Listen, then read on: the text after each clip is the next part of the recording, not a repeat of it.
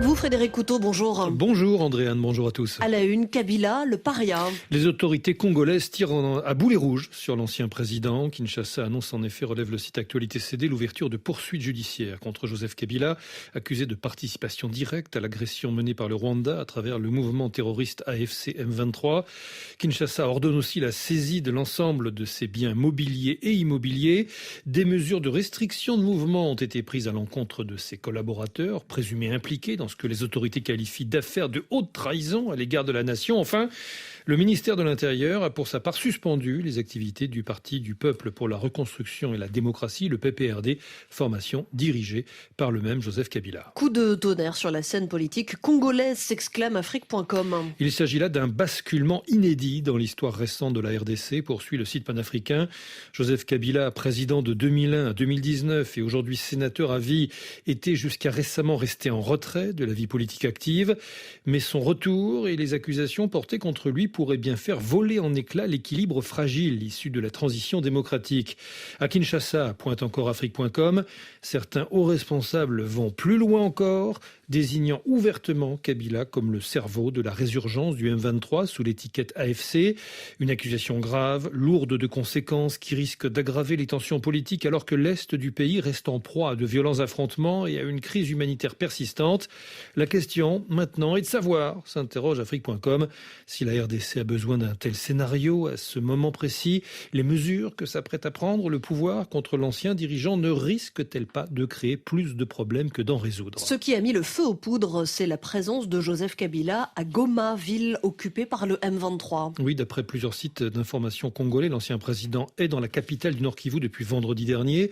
D'après l'un de ses proches, interrogé par le site congolais 7 sur 7, Joseph Kabila est venu à Goma comme ambassadeur de la paix et non pour adhérer à une opposition armée. C'est le début d'un marathon dans plusieurs parties du pays. Il n'empêche, analyse Afrique Arabia, site spécialisé sur la RDC, le retour d'exil de Joseph Kabila à Goma après un crochet par Kigali qui soutient les rebelles est un pari risqué qui semble confirmer la thèse de Kinshasa qui associe l'ancien président au M23 et au Rwanda. Afrique Arabia qui s'interroge, quel rôle peut désormais jouer Joseph Kabila ? L'ancien président est-il revenu pour initier une médiation dans le conflit à l'Est ? Souhaite-t-il consulter l'ensemble des forces politiques pour un dialogue interne ? Pour quelle finalité ? Peut-il rejoindre l'initiative des églises catholiques et protestantes ? Dans l'incertitude politique créée par le chaos sécuritaire à l'Est, un espace politique existe bien entre le M23 et Félix Tshisekedi. Joseph Kabila espère peut-être pouvoir s'y glisser dans le rôle du rassembleur.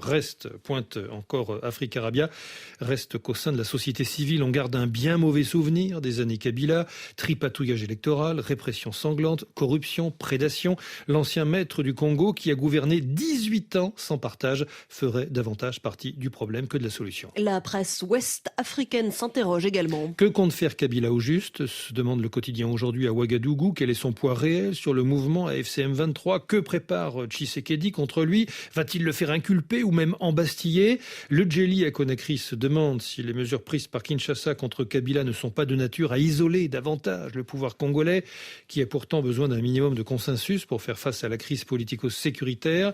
On le voit bien, conclut enfin l'Observateur Palga, la RDC n'a pas mal qu'à sa rébellion à l'Est. Elle est aussi malade de la rupture d'alliance entre Tshisekedi et Kabila. Plus généralement, les politiques congolais peinent à trouver le plus petit dénominateur commun indispensable pour une vraie union sacrée du pays. Frédéric Couteau pour la revue de presse africaine. Vous revenez dans une demi-heure, Frédéric, pour la revue de presse internationale à la une, excès sur la sellette. Oui, un mois après le scandale du Signalgate, le secrétaire américain à la Défense est encore mis en cause dans une affaire de divulgation d'informations sensibles. Et puis, nous parlerons aussi de la visite à Mayotte d'Emmanuel Macron. On en parle à 9h15 tout à l'heure après le journal. Merci Frédéric Couteau.